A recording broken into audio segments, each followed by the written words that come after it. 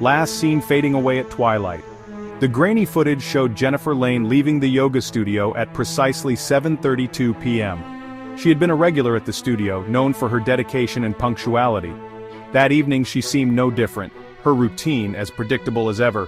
Her blonde ponytail swung as she walked, her silhouette a fleeting shadow against the twilight. The soft hues of the setting sun painted a serene backdrop, masking any hint of the turmoil that might have been brewing within her. Witnesses recall her appearing calm, a stark contrast to the frantic energy she usually exuded. They described her demeanor as unusually composed, almost as if she had made peace with something troubling her.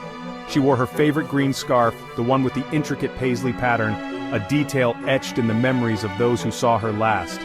It was a gift from her grandmother, a cherished item she rarely left home without. But beneath the surface of normalcy, an undercurrent of unease lingered, a subtle shift in her demeanor that hinted at something amiss. Her eyes, usually bright and lively, seemed clouded with an unspoken worry.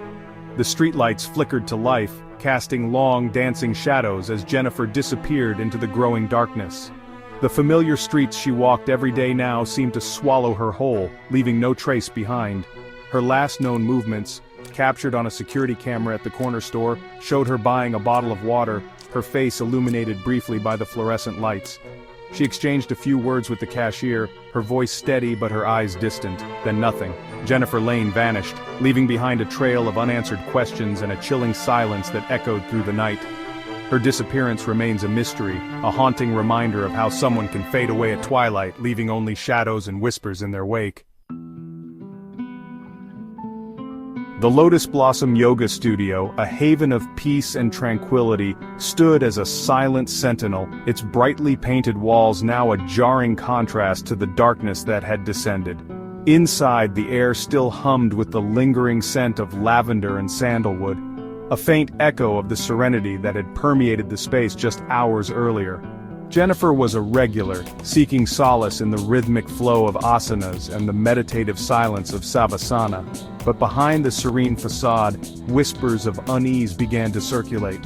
Had anyone noticed anything unusual about Jennifer that night? Was there a change in her demeanor, a flicker of fear in her eyes? The tranquil sanctuary, once a place of refuge, now held a sinister undercurrent, its peaceful facade shattered by the mystery of Jennifer's disappearance. The aroma of freshly brewed coffee hung heavy in the air at the Daily Grind, a local cafe Jennifer frequented. She had stopped by that night, as she often did after yoga, for a cup of chamomile tea.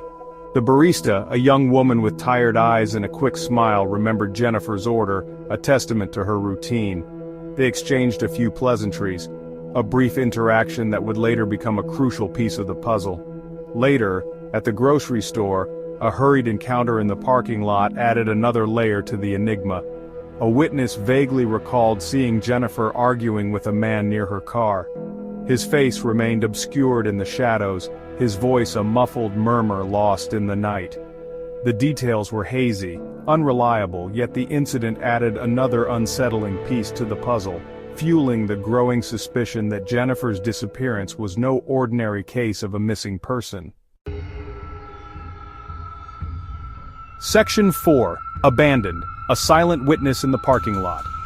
Jennifer's car, a silver Honda Civic, was discovered abandoned in the far corner of the grocery store parking lot, its once gleaming exterior now dull beneath the cold glare of the streetlights. The car stood out in the empty lot, a stark reminder of her sudden disappearance. The streetlights cast long shadows, adding an eerie atmosphere to the scene. The driver's seat was pushed back, as if accommodating someone taller than Jennifer. This detail was puzzling, raising questions about who might have been in the car with her. It was a small but significant clue that hinted at the presence of another person. Her keys were missing, and her purse lay untouched on the passenger seat, its contents undisturbed. The purse, a familiar accessory, seemed out of place in the otherwise empty car. It was as if Jennifer had left in a hurry, leaving behind her most personal belongings. But it was the single earring, a delicate silver hoop, lying on the floor mat that sent a chill down the spines of the investigators. This small piece of jewelry, so easily overlooked, held a deeper significance. It was a silent witness to whatever had transpired in that car. It was an earring Jennifer always wore, a constant companion, Friends and family recognized it immediately, adding to the growing sense of dread. The earring was more than just an accessory, it was a part of her identity. Its presence in the car, coupled with the missing mate, spoke volumes. It suggested that something had gone terribly wrong. The missing earring was a silent scream, a cry for help that echoed in the minds of those searching for her. It suggested a struggle, a forced removal, a scenario too sinister to ignore. The disarray inside the car hinted at a violent encounter, a desperate attempt to resist. Every detail, every clue painted a picture of fear and uncertainty. The car, now a silent witness to an unknown horror, was cordoned off, its every detail scrutinized for any clue that could lead them to Jennifer. Investigators worked tirelessly, knowing that each passing moment was crucial. The parking lot, once a mundane setting, had become a scene of mystery and dread, holding secrets that only time would reveal. Section 5, Shadows of Doubt. The ex-boyfriend's story unravels. Mark Henson, Jennifer's ex-boyfriend, cut a figure of restrained grief, his face etched with worry lines that belied his claims of concern.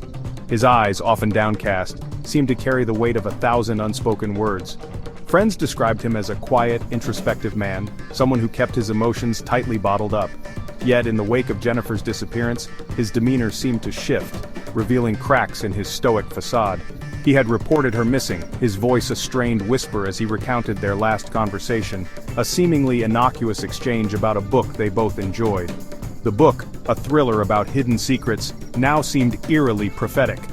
Mark's recounting of their conversation was meticulous, almost rehearsed, as if he had played it over and over in his mind. But something about his demeanor felt off, a carefully constructed facade that failed to mask the flicker of something else in his eyes.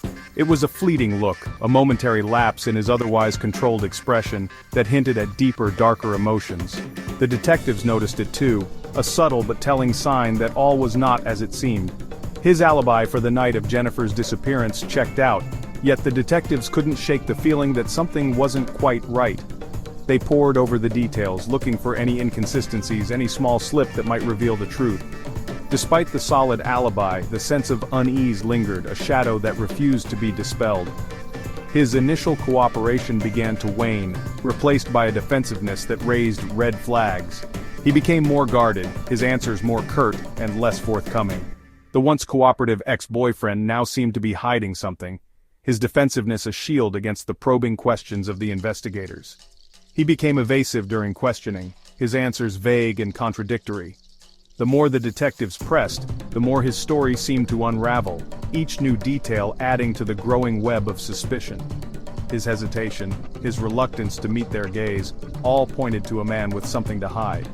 The shadows of doubt grew longer, painting Mark Henson not as a grieving ex-boyfriend but as a person of interest, his every word and action scrutinized under the harsh glare of suspicion. The detectives knew that the truth was buried somewhere in his tangled web of half-truths and evasions, and they were determined to uncover it, no matter the cost.